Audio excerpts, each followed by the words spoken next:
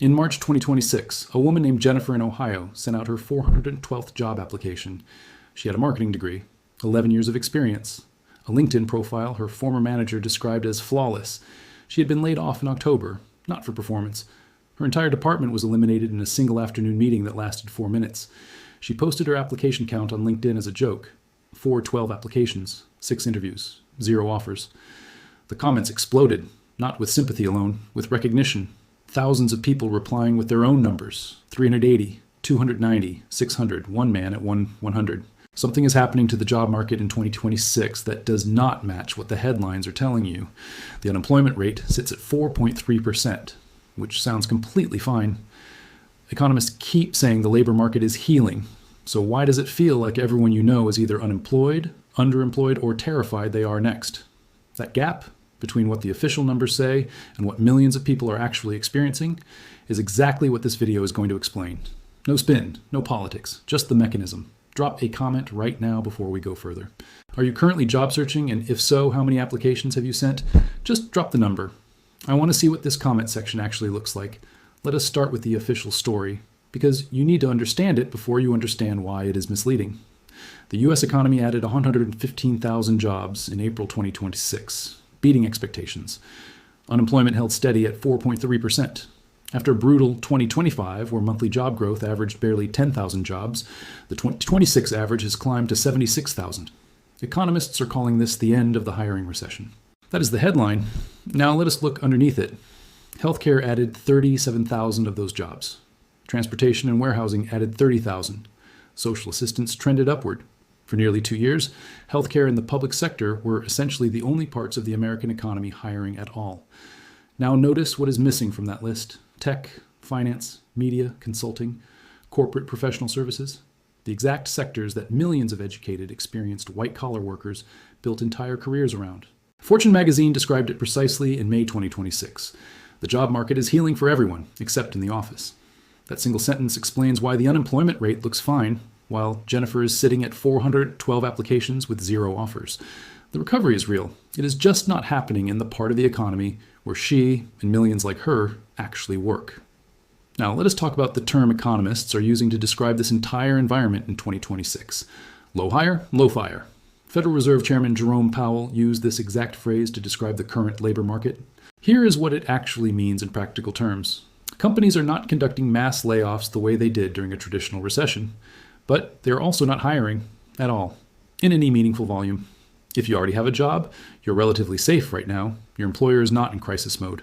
But if you lose your job, or you're trying to enter the workforce for the first time, you are walking into a market that is effectively frozen. Job openings fell to a more than 1-year low in November 2025, according to Bureau of Labor Statistics data.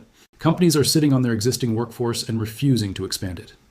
This is the most important thing to understand about 2026. It is not a collapse. It is a freeze. And a freeze is in some ways more disorienting than a collapse. A collapse has a clear before and after. A freeze just sits there indefinitely with no end date, while people slowly run out of savings, patience, and hope. Comment below right now. Are you currently employed and worried about losing your job, or are you already searching and struggling to find one? I want to understand exactly where this audience stands. Now, let us talk about who is actually losing their jobs in this supposedly stable market. Because the layoffs have not stopped. They have changed shape. Glassdoor data shows that smaller layoffs involving fewer than 50 workers now account for 51% of all layoff notices in 2025, up from just 38% in 2015. Companies have learned something important. A single announcement of 10,000 layoffs makes headlines, spooks the stock market, and damages the brand. 50 quiet layoffs every month, spread across departments, barely register in the news cycle at all. Economists have a name for this pattern now: forever layoffs. Permanent, ongoing, quiet workforce reductions that never produce a single dramatic headline, but accumulate into something just as damaging over time.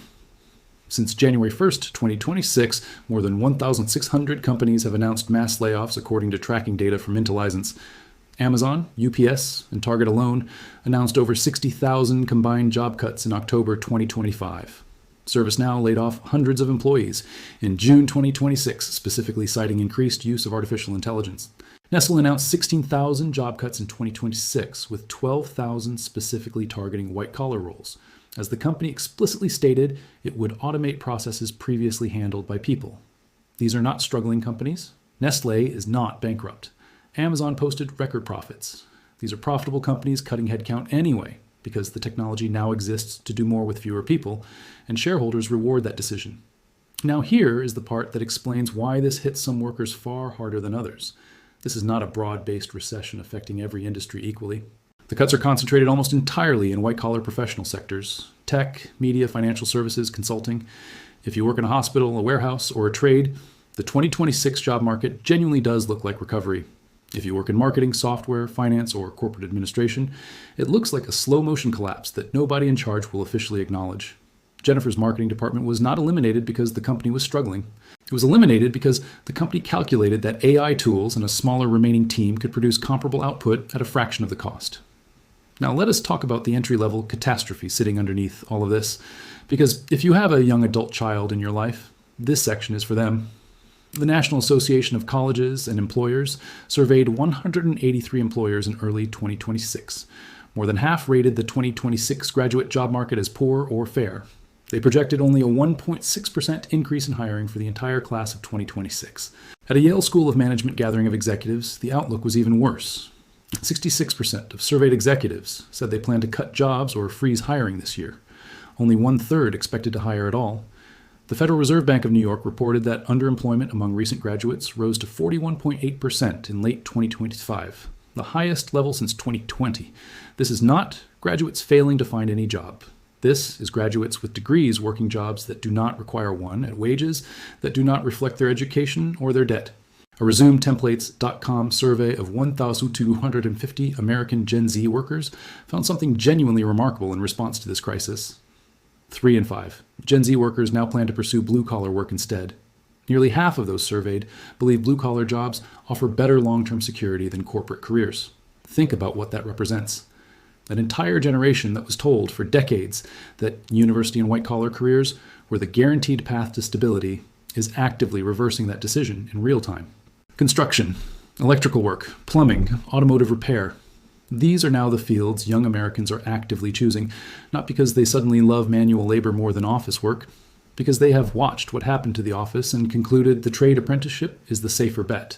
That is not a generational preference shift. That is a rational response to a labor market they have personally watched fail their older siblings, their cousins, and their friends. Drop a comment below. If you have children or grandchildren currently job searching or choosing a career path, tell me what field they are considering and whether this AI disruption is part of that decision. I want real stories, not just statistics. Now let us talk about the force everyone suspects is behind all of this, but that economists are still cautious about confirming directly. Artificial intelligence. Geoffrey Hinton, the computer scientist widely known as the godfather of AI, was asked directly on CNN what 2026 would bring. His answer was unambiguous. AI is going to get even better, and it already has the capability to replace many, many jobs. This is not a fringe commentator. This is one of the people who built the foundational technology making the warning. Elon Musk has repeatedly stated his belief that AI and robotics will eventually eliminate the need for most human labor entirely. Now, economists are genuinely cautious here, and it is worth being precise about why. Fortune's reporting noted something important. Some companies announcing AI-attributed layoffs may be using the technology as convenient cover for cost-cutting that would have happened anyway after pandemic-era overhiring. It is genuinely difficult to separate AI-driven displacement from ordinary corporate cost discipline in the data we currently have. But here is what is not ambiguous. Even as tech stocks reach record highs in 2026, tech employment relative to total employment sits at record lows. The industry generating the most market value in human history is simultaneously employing a shrinking share of the workforce. That divergence, value up, headcount down, is the clearest economic signal of what is actually happening, regardless of what individual companies state publicly as their reason for layoffs. Wages are also being squeezed in a way that compounds the pain of a frozen job market. Average hourly earnings rose 3.6% over the year as of April 2026. Inflation is running close to 4% in the same period, driven partly by the war in Iran pushing gas prices above $4.55 a gallon. Economists at RSM predicted real wages, adjusted for inflation, would turn flat to negative through the spring of 2026. So even the people who kept their jobs through this freeze are quietly losing ground every single month. Their paycheck looks the same or slightly higher. Their actual purchasing power is shrinking.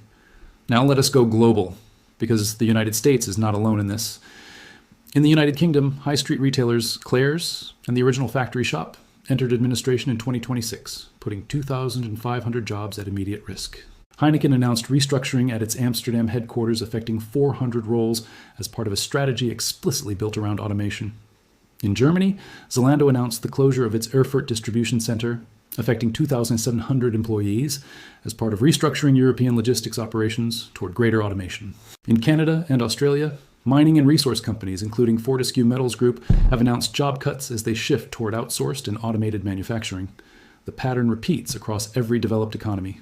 Layoffs concentrated in white-collar and increasingly automatable roles, hiring frozen or selective. Companies explicitly citing AI and process automation as the reason. This is not an American phenomenon happening to be reported loudly. This is a structural global shift in how developed economies are choosing to allocate work between humans and software. Now, let us talk about something economists are watching closely heading into the rest of 2026, because the current freeze could go in one of two directions. The optimistic scenario, which several forecasters, including HireQuest's CEO Rick Hermanns, have outlined, is that 2026 stabilizes around what he calls flexibility, fit, and the kind of skilled work that genuinely cannot be automated. In this scenario, the freeze gradually thaws as companies finish their AI integration and begin expanding again, this time around new categories of work that complement rather than compete with automated tools. The more concerning scenario comes from economists like Desmond Lockman at the American Enterprise Institute. He points to two compounding risks: the general health of the American economy under continued tariff pressure, and the accelerating pace at which AI is displacing white-collar workers specifically. If the AI investment bubble that has driven record tech stock valuations were to correct sharply, Lockman warns this could trigger broader economic cooling that spreads beyond white-collar work into construction and manufacturing as well. In other words, the freeze that is currently contained mostly to offices could, under the wrong conditions, spread to the parts of the economy currently still hiring. Aaron Sojourner, senior researcher at the Upjohn Institute for Employment Research, put it bluntly. Every sector is at risk for layoffs in 2026. Unemployment is rising, and job growth is slowing broadly across sectors. Now, here's what the data says actually helps if you are navigating this market right now, whether for yourself, your children, or your grandchildren. The single most consistent finding across multiple labor market surveys in 2026 is this: generalist credentials are losing value. Demonstrated, specific, current skills are gaining value. A degree alone, without a portfolio of recent demonstrable work, is increasingly insufficient in a market where employers can use AI screening tools to filter thousands of similar-looking applications in seconds. The job seekers breaking through the freeze in 2026 are disproportionately the ones who can show, not just claim, that they can do the specific thing a specific employer needs done right now. For those open to it, the trades represent a genuinely rational pivot, not a fallback option. Demand for skilled electrical, plumbing, and construction work remains strong, and is among the most automation-resistant categories of employment currently identified by economists. For white-collar workers, AI literacy itself has become a marketable skill, rather than a threat to manage passively. Workers who can demonstrate fluency in directing and supervising AI tools to produce better outcomes are positioning themselves as the humans companies still need, rather than the humans companies are trying to replace. And for anyone currently in the application grind that Jennifer in Ohio knows intimately, the data offers one piece of genuine reassurance. Smaller companies, those outside the headline-grabbing layoff cycle at large corporations, are disproportionately where actual hiring is still happening in 2026, even if the roles get less attention. 412 applications, 6 interviews, 0 offers. That is not a personal failure. That is what a frozen white-collar labor market in transition genuinely looks like for millions of qualified people right now. The unemployment rate says 4.3%. It does not say anything about how that number is distributed, who is absorbing the pain, and who is sailing through untouched. Understanding that distribution, clearly and honestly, is the difference between blaming yourself for a structural shift and actually navigating it with a strategy that matches the real market in front of you. The Wealth Ledger exists to make that distribution visible. Subscribe, because every week we take apart what the headlines are not explaining clearly enough